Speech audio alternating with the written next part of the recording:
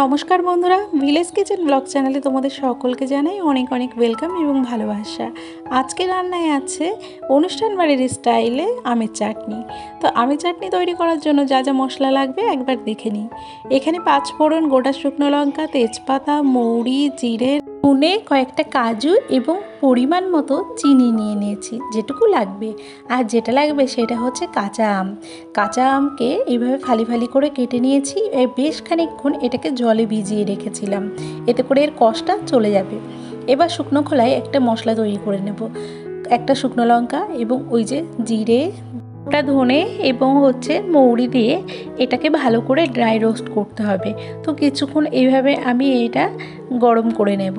তো নাড়াচাড়া করতে করতে যতক্ষণ না হালকা হালকা লাল লাল হয়ে আসছে, তো খুব ভালোভাবে ভেজে নেব এটা শুকনো খোলায়। তো দেখো লঙ্কাটা কালো হয়ে এসেছে অনেকটা। তো আমার ভাজা প্রায় কমপ্লিট। এবার ওটাকে নামিয়ে নেব।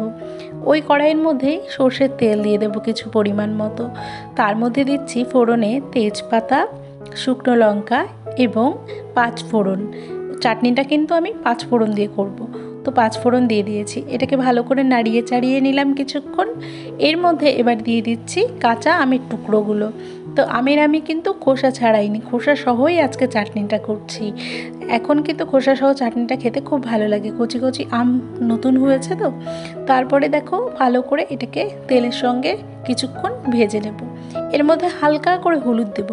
তোমরা চাইলে হলুদ নাও দিতে পারো। হলুদ আর লবণ দিয়ে আরও কিছুক্ষণ আমি রান্না করে নেব আমটাকে। অনেকে কিন্তু আমটা আগে থেকে সেদ্ধ করেও নেয়, যার যার স্টাইলে। আমি আজকে একদম ঘরোয়া পদ্ধতিতে আমের চাটনিটা বানিয়ে দেখাচ্ছি। তো এতে করে কি আমের চাটনিটা কিন্তু খেতে খুব ভালো লাগে। দেখো কিছুক্ষণের জন্য আমি একটু তেলের সঙ্গে আমগুলোকে ভেজে নিলাম। এরপরে এবার জল দিয়ে দেব। তো মোটামুটি একটা আইডিয়া মতো জল দিতে হবে এখানে, যতক্ষণ না আমগুলো সেদ্ধ হচ্ছে। তো আমি এখানে মিডিয়াম জাল দিয়ে নিচ্ছি। তো মিডিয়াম ফ্লেমে আমি জাল করে নিয়েছি। দেখতেই পাচ্ছ অনেকক্ষণ জাল হয়ে গেছে, আমের কালারটাও চেঞ্জ হয়ে এসেছে। তো এখন দেখো আমটা গলেছে কিনা একটু চেক করে নেব।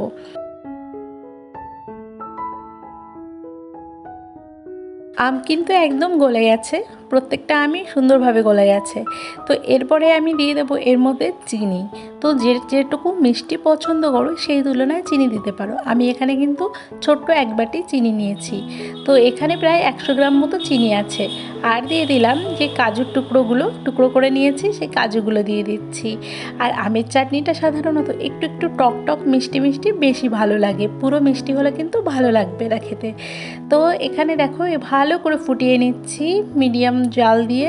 তো দেখো অনেকটা ফুটিয়ে নেওয়ার পরে যে ভাজা মশলাটা গুঁড়ো করে নিয়েছিলাম, সেই মশলাটা আমি এর মধ্যে দিয়ে দেব। এই মশলাটা কিন্তু দিতেই হবে, এতে করে চাটনিতে একটা সুন্দর সেন্ট আসবে এবং ফ্লেভারটাও অনেকটা অন্যরকম লাগবে। তো দেখো রেডি হয়ে গেল আমার আমের চাটনিটা। আমি এখানে কিন্তু একটু হালকা ঝোল ঝোল রেখেছি। আর ঝোলের যে ঘনত্বটা সেটা কিন্তু একটু হালকা মনে হচ্ছে, কারণ চিনির জন্য। চিনি যত বেশি দেবে তত ঝোলটা আঠালো মনে হবে। আমি যেহেতু একটু টক টক মিষ্টি মিষ্টি ঝাল ঝাল চাটনি বানিয়েছি, তার জন্য কিন্তু এরকম মনে হচ্ছে। তো তোমরাও এরকমভাবে ঘরে তৈরি করে দেখতে পারো, ভীষণ সুন্দর লাগবে, একদম হুবহু অনুষ্ঠান বাড়ির মতোই লাগবে। আর ওপর দিয়ে আমি ছড়িয়ে দিয়েছি ভাজা মশলাটা আরেকবার, এতে করে ফ্লেভারটা আরও সুন্দর লাগবে। তো এই যে ঘরোয়া পদ্ধতিতে একদম অল্প সময়ের মধ্যে খুব সহজে তৈরি হয়ে গেল আমাদের অনুষ্ঠান বাড়ির স্টাইলে আমের চাটনি। আমের চাটনি তো অনেক রকমভাবে হয়, এটা এইভাবে হয়েছে। তোমরা কিন্তু খেয়ে দেখতে পারো কেমন লাগলো। আর যদি ভালো লেগে থাকে রেসিপিটা কমেন্ট করে জানিও। যদি তোমরা কোনো রেসিপি দেখতে চাও আমার হাতে, তাহলে সেটাও কমেন্ট করে জানাতে পারো। কিন্তু আজকের মতো এখানেই শেষ করছি ভিডিওটা। ফিরে আসবো নতুন একটা রান্না নিয়ে।